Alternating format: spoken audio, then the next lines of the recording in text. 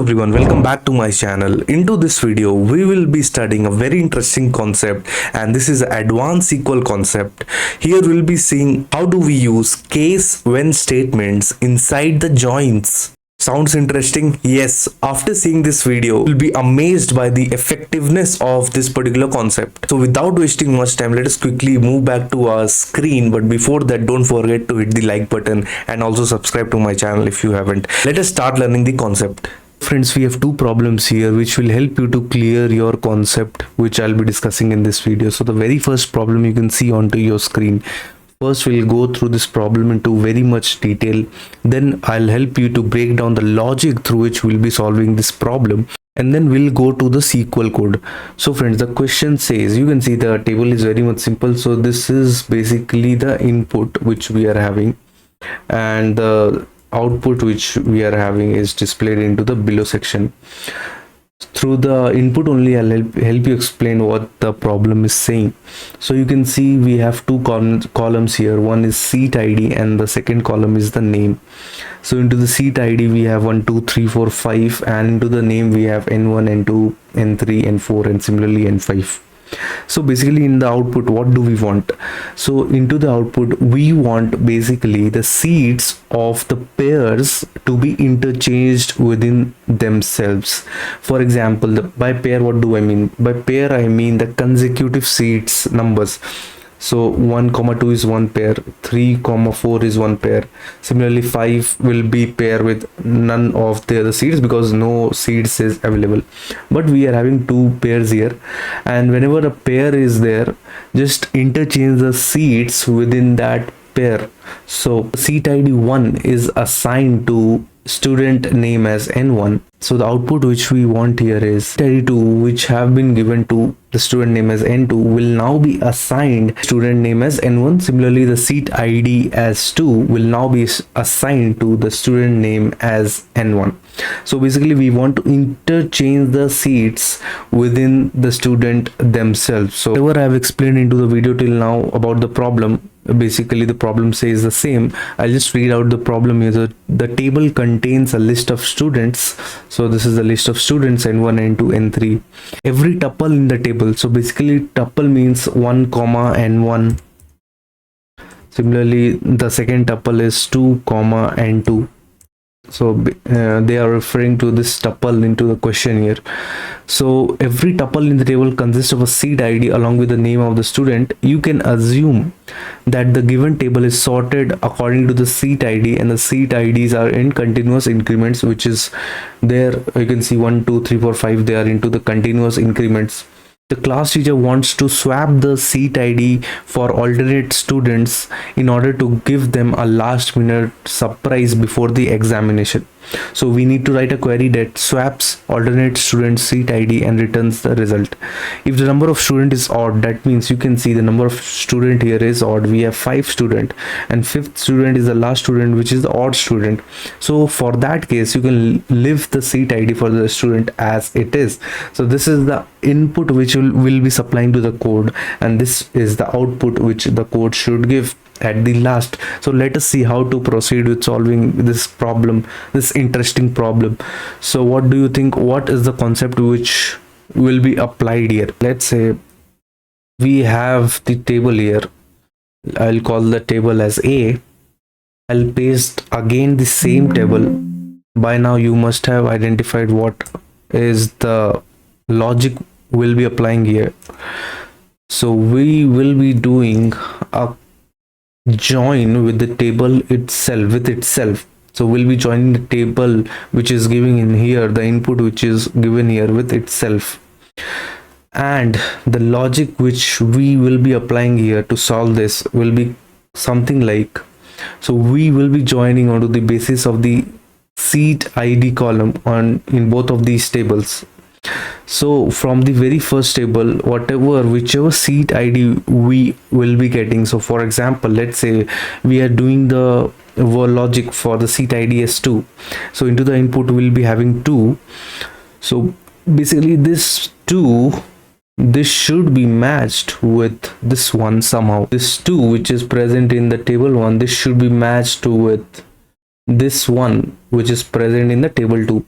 Similarly, the one which is present in the table seat id 1, which is present in table 1, this should be matched with seat id 2 in the table 2. So we should write a particular logic through which this joining condition happens. So somehow if we make this 2 as 1, we will be able to solve this problem, and similarly if we make this 1 as 2, then also this join we can do. So let us first of all break down this problem. The very first thing we'll solve for 2 here, seat id is 2. We should do some logic, we should apply certain logic through which the joining happens. So we need to make 2 as 1. So what are the different methods which we can think of if we want to join this 2 with this 1? So either we can make this as 1, so that 1 will be joined with 1, or we'll have to make this as 2, so that the 2 will be joined with the 2 in the second table, and then the joining is possible. So either way we can do. So the very first the logic which is coming into my mind here is I can simply subtract 1 from the table here. So, or the logic which I'll be applying here will be kind of, I'll clear this. So for seat id as 2, I'll apply logic which will look something like a dot seat id minus 1, which will give as 1 definitely, and this will be joined now with this one which is presented in second table. But if I apply the same logic for the seat id as 1 also, what is the output which is being given? So 1 seat id 1 minus 1 will become as 0. And is 0 present into the other table? No, so the joining will not happen.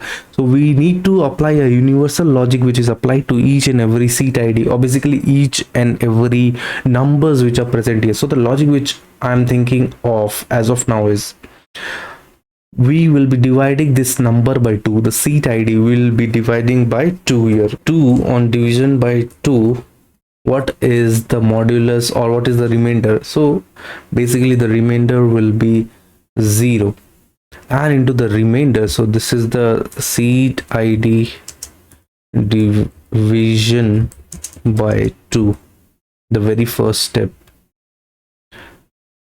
And the second step, the remainder which we'll be getting after dividing the numbers, so the remainder here is 0. So in case the remainder is 0, then subtract minus 1 from the seat id. So now 2 will become as 1, and then this 1 will be joined with the second table 1, which is possible. Now let us check the same logic will apply for other seat ids as well. So let us check for seat id as 1 now. So 1, when we divide by 2, what is the remainder we are getting? So the remainder we are getting is 1. Seat id which is 1 in this case, I'll just write here, seat id is equal to 2. The second case is for seat id is equal to 1. So this is the case 1, this is the case 2. Wherever the remainder is 1, in those seat ids we will be adding as 1. What is the output we will be getting? In this case the output will be 2, and now this 2 will match with the second table 2, and the output will be as follows. I will just show you what the output looks like. So we have the input here for seat id as 1 will fall in case 2. When we divide 1 with 2, the remainder becomes 1, and whenever the remainder is 1, just add 1 to the seat id, so this will become as 2. And similarly, coming to the second seat id which is 2, when we are dividing 2 by 2, the remainder is 0. So into all these cases we will be subtracting 1 from the seat id, so 2 minus 1 will become 1. Coming to the third case, which is the seat id as 3, if we divide 3 by 2, the remainder becomes 1, which will fall in this case. So we'll add 1 here to the seat ID, which is 3. So 3 will become 4. Similarly, 4 will become 3 as per the first case. Similarly, 5 will become 6. So this is the output column which we will be getting through this logic, which will be applying. So basically the logic will be onto the remainder. So whenever remainder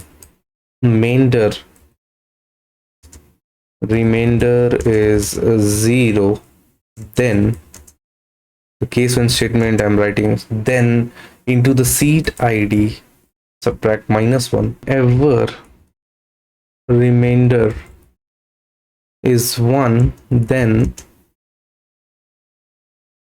add 1 to the seat ID. So friends, this is the particularly the logic which will be applying here. This is the output column which we have received, and this output column we will try to match or rather join with the seat ID into the second column. So now this 2 will be joined with this 2. So this 2 is having n2 here. I'll just paste this n2. So this seat ID is from table 2. Just write here table 2 seat ID.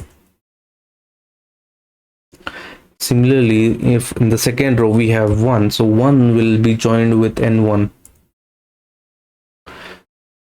Similarly, into the third row we have 4, so 4 will be joined with n3, and we will have n4 here.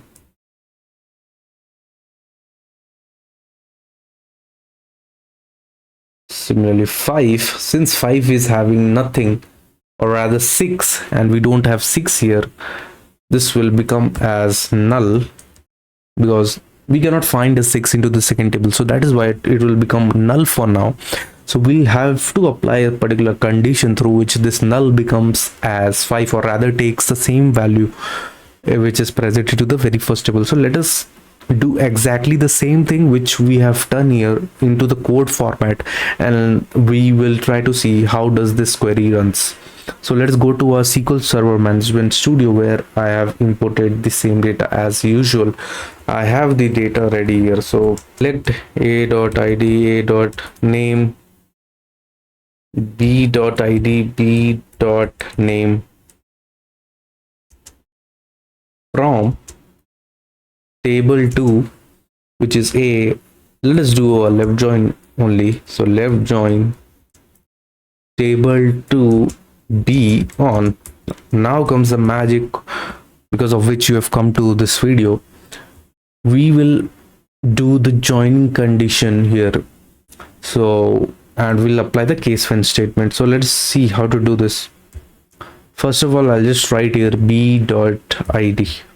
This is clear, because why did I write b.id? Because from the second table we just need the id as it is. So I think it is rather c.id.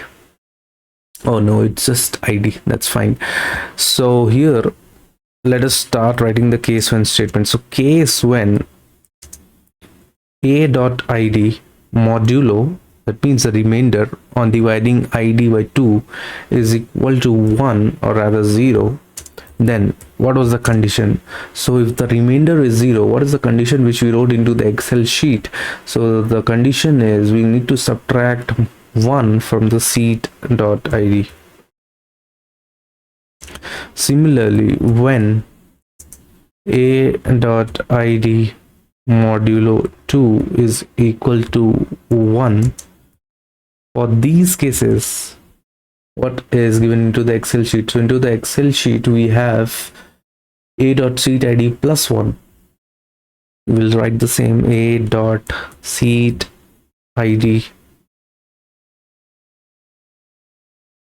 plus 1. I'll just remove this. That's it. We will end this condition. The query is written. What is the error which is coming here right now? So this should be dot, and similarly this should also be dot. No error. We will proceed with running the query. Let us execute this. So you can see we have got the output, and as described, you can exactly match the output which we have got here. I'll just copy this and I will paste this here with what the logic which we applied earlier into the Excel sheet. The output exactly matches with the logic. We are getting null here, so let us see how do we replace this null values with seat number as n5. So the condition which I'll be applying here will look something like, whenever there is a null, replace it with the seat id from the table 1. So for this I'll be using one function which I described into one of my videos, which is if is null. So basically whenever there will be null into the output, we want to replace that with something else. So which column is coming out as null? So this is b dot name column, so I'll just write here is null. I'll put this into the bracket. I'll replace this with a dot name, student name. I'll just execute the query once again, and you can see the magic. Now we have swapped the seats of the students. I will keep all the columns which I want. I will remove the 2 columns here. Let us execute the query once again. You can see this is the final output which we wanted, and we cut through a very complex logic but into a very crisp query. So now you can see how useful this particular concept is of using case when statement into the joins condition. You can just break down your code into just single line. I bet if you do through any other way, it would go quite long. This logic will go quite long, but through this particular concept, we just solved this problem into a single line. It was the very first problem here onto your screen. By now you would have got the idea how to go about solving these kind of problems, how to apply these kind of logics. So just hold on to your idea. I have the next problem ready here. So you can do one thing. The next problem, you can just pause this video. You can just try to apply the same logic on your own first of all, and then just see my approach. How do I approach to solve this problem? So on to the same point, moving on to the next problem which I'm having onto my screen. So you can see here I have 2 tables here, the table 1 and the table 2. So into the table 1 I have the name and in the amount also, and similarly into the table 2 I have the name and the state through which the person belongs. So basically you can consider this to be a people name, a student's name, and the state into which they belong from. So the table 1 I have the registration or the name of the student. So basically the student, whether they have done the registration online or not, or offline. So basically wherever online is not written beside the student name, that means the student registration has been done through offline means. So that is why it is not written. And into the second column I have the amount. So the output which I want basically is, so into the output I want to get all the columns in from the input, of course, but also I want to get the state names of the students. For example, you can see here the student n1 belongs to state s1 and the student n2 belongs to state s2. So we need to get this output into the corresponding columns here through the logic. We'll be solving the problem is kind of similar to what we described into the earlier question. So just pause this video, try to solve this problem onto your own first. If not, I'm there for you. I have solved this problem, but first of all try once on your own, because I have discussed this into very much detail into the very first problem which I solved. The logic which we'll be applying here is using the like operator.